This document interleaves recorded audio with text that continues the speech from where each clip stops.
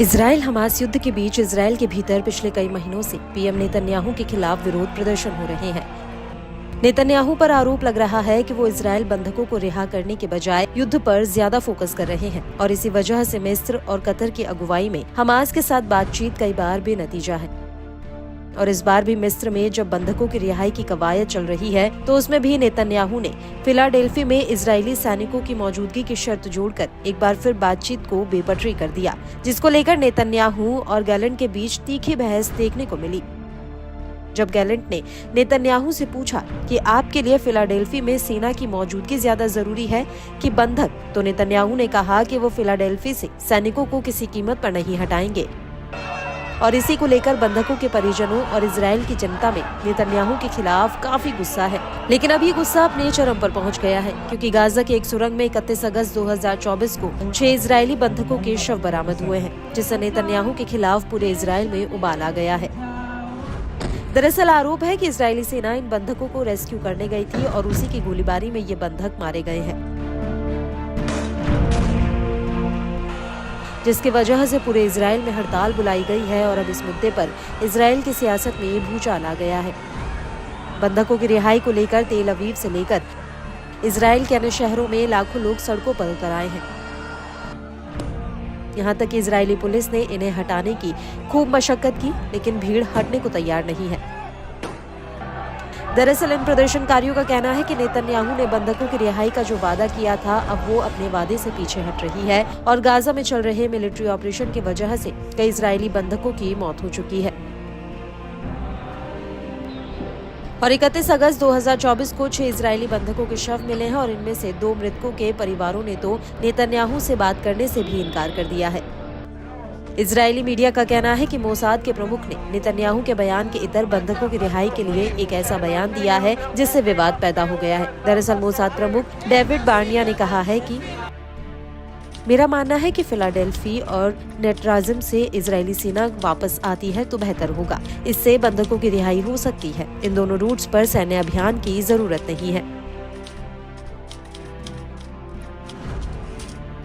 वहीं सरकार पर दबाव बनाने के लिए इजराइल की लेबर यूनियन ने बंधकों के परिवारों के साथ एक संयुक्त बयान जारी किया है, जिसमें कहा गया है कि 2 अगस्त 2024 को सुबह 8 बजे से बेन गुरियन एयरपोर्ट का चक्का जाम किया जाएगा, क्योंकि इजरायली नेतृत्व बंधकों की रिहाई में कुछ खास नहीं कर रहा है और इसी वजह से इजराइल में 2 अगस्त से हड़ताल बुलाई गई है।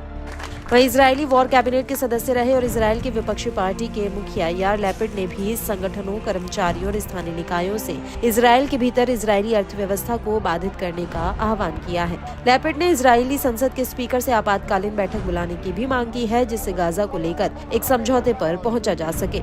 यार लैपिड ने अपने बयान में नेतन्याहू की आलोचना करते हुए कहा कि नेतन्याहू और उनकी मौत काउंसिल ने 6 बंधकों को बचाने का फैसला नहीं किया था जो गाजा में जिंदा थे, जबकि गाजा में अभी भी बंधक जीवित हैं। एक समझौते पर पहुंचना संभव है, लेकिन नेतन्याहू राजनीतिक कारणों की वजह से इसमें इच्छुक नहीं है।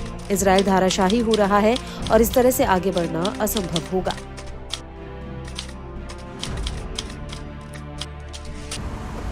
आपको बता दें कि यार लैपिड इकलौते ऐसे नेता नहीं है जिन्होंने नेतन्याहू के खिलाफ मोर्चा खोल दिया है, बल्कि इजराइल के रक्षा मंत्री ने भी अब नेतन्याहू के खिलाफ बगावत कर दी है। इजराइल में बढ़ते प्रदर्शनों को देखते हुए रक्षा मंत्री योव गैलेंट ने कहा है कि यदि हम बंधकों को जिंदा रखना चाहते हैं तो हमारे पास वक्त नहीं है। फिलाडेल्फी को लेकर कैबिनेट के फैसले को रद्द करना होगा। गैलेंट के इस बयान पर नेतन्याहू ने पलटवार किया है। इजरायली पीएमओ ने एक बयान में कहा है कि गैलेंट अपना दिमाग खो चुके हैं। वो सरकार के खिलाफ इजराइल की सड़कों पर विरोध प्रदर्शन की आग को और ज्यादा भड़काने की कोशिश कर रहे हैं। आपको बता दें कि अगस्त के आखिरी हफ्ते में इजरायली कैबिनेट ने प्रस्ताव पास किया था कि गाजा को लेकर भविष्य में जो भी युद्ध विराम समझौता हो, उसके बावजूद इजरायली फौज फिलाडेल्फी कॉरिडोर में मौजूद रहेगी। हालांकि इस प्रस्ताव पर गैलेंट ने विरोध में वोट किया था। गैलेंट ने कैबिनेट से इस प्रस्ताव पर पुनः विचार और उसे वापस लेने की मांग की थी, लेकिन उनकी बात नहीं सुनी गई।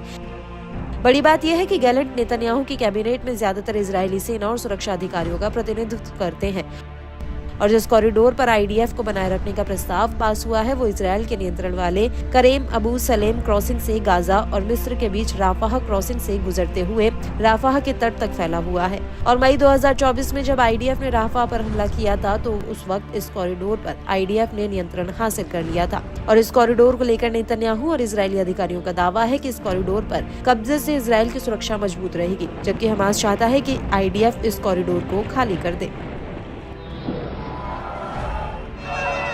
hours on the morning.